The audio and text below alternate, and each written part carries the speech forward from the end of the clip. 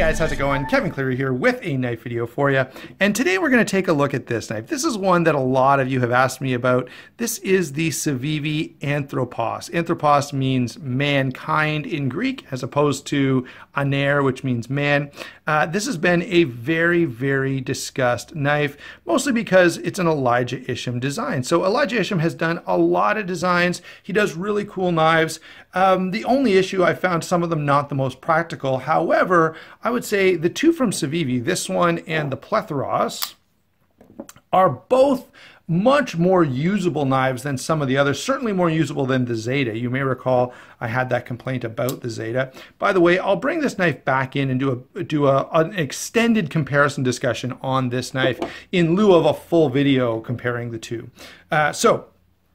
Back to the knife we're interested in here now. The other point I want to give you by way of introduction is that these guys are going to run you about 75 bucks. I got this one from White Mountain Knives, and if you do the same, you can save yourself a bit of money by using my discount code SHARPSTUFF, which will save you 10%. And I think Justin over at White Mountain Knives has all the Civivi knives in stock, and they've got a lot of great knives. Even the Praxis, the $42 knives that they came out with at the start are fantastic. Highly recommended. My favorite Civivi knife of all is the Aquila, and I think he's got those in stock as well. So anyway, go over to White Mountain Knives, check out this knife or one of the other Civivi knives, which are all really, really well put together, and save yourself 10% using my SHARPSTUFF discount code.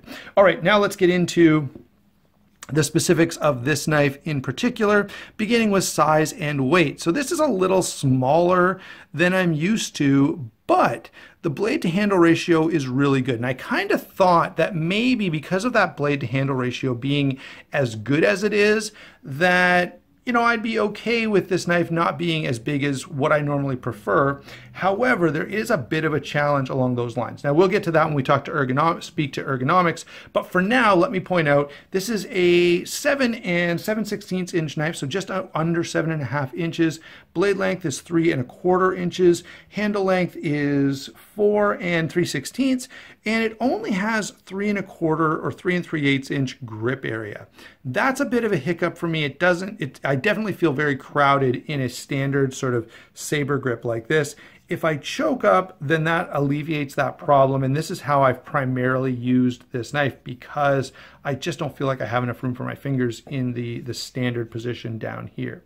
All right, in terms of carrying this knife, it only weighs 3.2 ounces, and it's got that great deep carry clip that is movable, and so I've got to say, carrying this is fantastic. Like, you don't even know you have it with you, and I guess that's one of the benefits of a smaller knife. And we'll come back to that again when we speak to some of the comparisons and stuff. So that is size and weight and how this carries. All of those things are pretty good, although, as I say, I would like this to be a little bigger, and I'm going to submit this now. You guys know I'm biased. I like larger knives. However, in this case, I think I can legitimately say that wanting this to be bigger is more than just my own bias. You guys comment down below if you think I'm completely out to lunch or if you think I've got a legitimate concern there, because I really don't feel like there's enough handle real estate. Okay, so that's my primary gripe on the size there. All right, blade here is a very nicely done D2 steel, beautiful, beautiful satin finish, full flat grind, extremely thin behind the edge. So this is a slicey knife. This thing will really move through whatever you happen to be cutting very, very easily. All right, and that's a huge win for, especially for people who use their EDC for a bit of food prep. Now, if you never do any food prep with your knife, you probably don't care as much about how slicey it is. Because that's the primary thing that matters for you. You don't want your knife splitting your apple apart when you're trying to cut it in half. If you never cut apples with your EDC, it's not quite as big of a deal, but this will cut very, very well, and the D2 will hold an edge very well. Now, one thing that does matter for everyone is the fact that that dimension behind the edge is very thin. I think like 15 thousandths or 17 thousandths, really, really nice and thin behind the edge, which does mean that even if you're only cutting a zip tie, okay, it's only going to be that thick, it's going to bite into that material so easily because there's just hardly anything there. So that is fantastic. As a cutter, this works really, really, really well. All right, just a quick note for those of you who are maybe not so familiar, D2 steel is not stainless, and so you're gonna have to take a little extra care of it, keep it away from moisture. You know, if you're gonna go jump and go swimming in the ocean every day, don't have this in your pocket. It's not gonna hold up well to that. But for me, you know, I live in Southern Ontario. The climate is fairly dry here. I don't find, I mean, it's not really dry. It's not Denver or something, but I don't have an issue with my knives rusting, although if you live in an extremely, you know, high humidity environment right on the ocean or something, you may experience a greater problem than I do. All right, let's move on to the next really nice thing about this knife, which is lockup and deployment, or sometimes shortened down to action. All right, we mean how nicely does this flip open when we deploy it? How nicely does it drop shut when we close it? And this does have very good action. Now, I had to modify this. When I first got it, the detent was so stiff that it would take every bit of strength I had to deploy the knife. And so I had to adjust that detent just a little bit, and now it's fantastic. I guess a detent ball is so small, you're only gonna ever adjust it a little bit, but I was able to get it working just the way I wanted, and so now it's fantastic. And I really, really enjoy carrying and using this knife. I will say one thing, while we're talking about the action on this knife, let me get it to focus. Notice how they've done this. We've got the stop pins as part of the blade here, and it's kind of like doing a hidden stop pin. Okay, a lot of knives have a stop pin like this through the blade. Most of the time, though, you can't see it moving. Okay, the handle kind of continues up here to hide all of that. In this case, that's not what they've done. You can actually see it's just been removed there. Okay. And that works really, really well. I'm surprised I haven't seen that more often in other knives. Works great in this application. The only issue I could see with it is, you know, gunk and lint and stuff getting in here, but being open, it also falls out quite easily. So I've put a fair bit of use on this. I've had it in my pocket quite often, and I haven't seen that becoming a problem. So lockup and deployment. Oh, I guess I should notice the lock bar is easily accessible, and the jimping is perfect. It's just enough to catch your finger. You don't have to really jam your hand in there to get a hold of the lock bar. It moves over easily. You can get a hold of it easily. So the action, that is lockup and deployment, total win. I'm very, very happy with lockup and deployment on this knife. It's comfortable, it's easy, it's all the things you want. Moving on here to the handle. We've got G10 with carbon fiber overlay, sort of a peel and ply carbon fiber over G10 handles. It's heavily milled out internally. Let's see if I can show you that. Look at that. So you can see the milling there, and they've really, really removed as much material as possible, which is how they got this down to 3.2 ounces. I will say I really like to see that. We've got a full back spacer here. Okay, so quite a bit of, you know, it's quite closed off, although not totally, so you can still clean this out pretty easily. Movable clip, in case I didn't mention that before. All the hardware here is stainless steel, as are the liners. Now, what do I think of this form of construction? Hey, I have no problem with it at all. I'm not in love with carbon fiber laminate.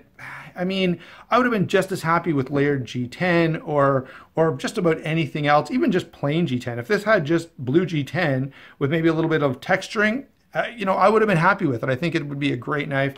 And that's the one thing I want to say about construction here. When you compare this to the other knives in the Civivi lineup, it feels like maybe the value is not all that it could be. Okay, so we've got D2 steel, and stainless steel liners, stainless steel hardware, and yet we're paying more for this than we are for the Aquila, which had VG10 steel with titanium hardware and a titanium clip. Now, I don't think the clip was the greatest thing ever, but certainly it feels like there's been a downgrade in materials, and yet the price has gone up. So maybe you guys disagree with me completely on that. Let me know down in the comments. I mean, I think this is still going to be a popular knife. It's still going to sell really well, especially, I mean, 75 bucks is not that much if you really like Elijah Isham. And of course, if you use my discount code, you'll save yourself a little bit on that, just 10%, but better than nothing. So the value thing is definitely a consideration that I wanted to kind of throw out there. All right, now, my biggest concern for this knife is not the value, it's not the construction, it's actually the ergonomics. So in hand, I just find I don't have enough room for my fingers. My pinky can if I really kind of squeeze my fingers in there, I can get them all on, but it's not very comfortable, and I certainly wouldn't want to use the knife this way. Now, having that finger trail and allowing me to step up my grip to here, now it's actually quite comfortable. And I will say, as I've used this knife, this is how I have almost exclusively used it. Like 98% of my use has been like this. I suppose I probably cut the odd thing this way, or maybe the odd thing with a pinch crimp or something, but most of the time this is how I've used this knife. And if you don't mind doing that, that's fine. Or if you have smaller hands than me, you're probably going to be fine too. But if you have really big hands, I don't have really big hands, take like a size large glove. But if you have really big hands, you may just want to skip this one altogether. Now, maybe you're used to small knives. If you carry like a mini grip all the time, or you carry, you know, some stuff that's a lot smaller, maybe you're used to not being able to get your fingers all on the knife, and then that's a totally different discussion. But for me, there's a bit of an ergonomic issue here in that I just don't feel like I have enough real estate to get my hands on this knife and feel comfortable. All right, now, I want to bring in my main comparison after that. So the main thing that I want to look at here is the Plethoros. Now the Plethoros is a little bigger. It's fully 8 inches. It's got 3.5 inches of cutting edge. It's got more handle real estate here. So on the Plethoros, I can easily fit my whole hand. I don't feel uncomfortable. And then I do still have that option to choke up on the knife, and I actually do that quite often. I find this knife works, again, really, really well in this position, but I don't feel like I need to do it to use the knife. All right. Other points of comparison, I mean, the construction is the same. You can see they've done the lockup and deployment is the same. The flipper tab is very, very similar. I do get a little more cutting edge, which I like, and a little finer, I guess not that much finer on the tip. Hold on, it's not wanting to, there we go. Now you can get a look at that. Both of these have pretty thin blade stock. I would actually like to see the blade stock a little thicker, I'm sorry, on both. But for my money, if I was going to spend 75 bucks on one of these, and I've spent 75 bucks on two, but I'll probably sell one or both in the not too distant future. Anyway, for me, I would want to spend my money on this one just because I've got a lot more comfort here in hand. And I still get the option to choke up if I want to, and I have done that a little bit, but I just feel like the ergos are much nicer. Now, the other thing is, in terms of blade to handle ratio, in terms of how much you're having to carry, the weight is almost the same. Like this might be 3.4 ounces and this is 3.2 ounces. The profile in pocket, this guy is a little bit longer, like 1/4 of an inch, but it's much slimmer. So here's my argument in terms of the sort of comparison between these two, right? This one gives you more blade length and more finger real estate, although it takes up less space in pocket and weighs a nominal amount different. So really you're getting everything that you get with this knife, you're getting here, even the Isham design, only you're getting it in a slightly larger size that's a little more usable, at least if you have hand size that's close to mine. Price point is the same. Everything else, action, lockup, I mean, everything else is virtually exactly the same, even down to the clip, right? It's just all there. But I just find this guy is much more comfortable in hand. So that's why I didn't want to do a whole comparison, because they're just exactly the same in so many ways that that I'd be like, yep, they're tie. Obviously, I like the blade better here, and I like the handle real estate better here on the Plethoros. So there you go. That's how I feel these two break down in terms of comparison. I will still do a full review on this guy, and it's coming up, I don't know, probably in another few weeks. While we've got this guy out, let's grab some other knives. First off, just because everyone is aware of it, let's take a look at this guy compared to a Para 2. Notice, though, the blade length is the same, which is or the cutting edge length is the same, which is crazy. You're carrying a lot more knife. However, I will say this. The ergonomics make a difference. So I love the Para 2. It's fantastic as a user, and it's largely because it's so stinking comfortable. All right, and so definitely worth bringing that guy in. Another knife, smaller in size, kind of reminds me of the Anthropos here is the real steel Griffin in the aluminum. Very, very nice knife. Roller bearings for the bearing system, which is fantastic. What else have we got here? Steel Will Lanner, a much bigger knife, a little more robust. If you want an EDC that's just a little more heavy duty, this is probably the way to go. And again, I think these are available from Justin over at White Mountain Knives as well. Very much more comfortable in hand. That's where this knife really shines to me. Very, very comfortable, and a stockier blade. So if you're afraid that this is a little too thin, you're afraid it's a little too, you know, genteel, if you will, that might be a nice option for you. Thinking of well done budget knives in D2 steel from White Mountain Knives. This is the White Mountain Knives exclusive real steel control. Another great knife. I'm not going to belabor these too much. I want to bring in two more really quickly. First off, the Gonzo in D2 steel. This really throws the value equation for a loop. This is a really well done knife. I'm not in love with this cheap carbon fiber. The carbon fiber on the Civivi definitely looks nicer, but boy, this is a nice knife in every other way. And finally, let's throw in one much more expensive knife.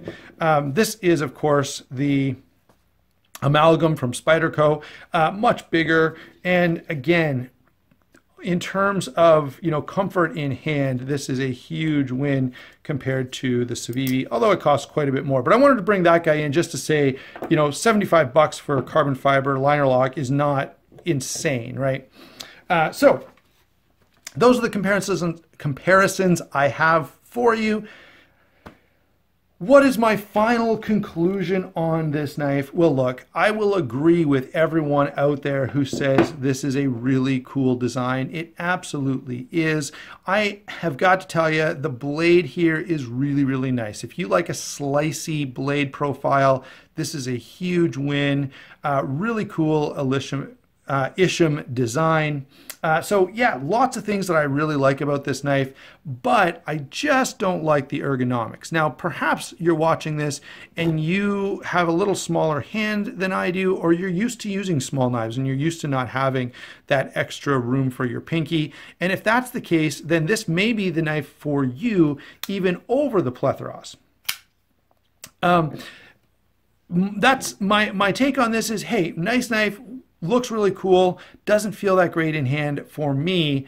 But again, if you got a smaller hand than me, you'll probably love it. Otherwise, it's really good. The construction is good. The fit and finish is good. The blade is good. You know, everything is good, except it just doesn't feel that great for my hand. There you go, guys. Hope you enjoyed the video. Let me know in the comments down below what you think of this design and what you feel about the way Civivi has gone the last little bit. And this is the last thing I want to say here. This is 75 bucks. Before this, the Civivis that came out were like 68 bucks. Before that, they were 42 bucks. So they seem to be kind of creeping up into almost the budget Wii knife territory. What do you think about that price point? And are you with me when I say I'd like to see what Civivi can do? You know, I'd like to see some other designs come along in that $42 category. Thanks for watching. Don't forget to like and subscribe, and we will talk to you soon.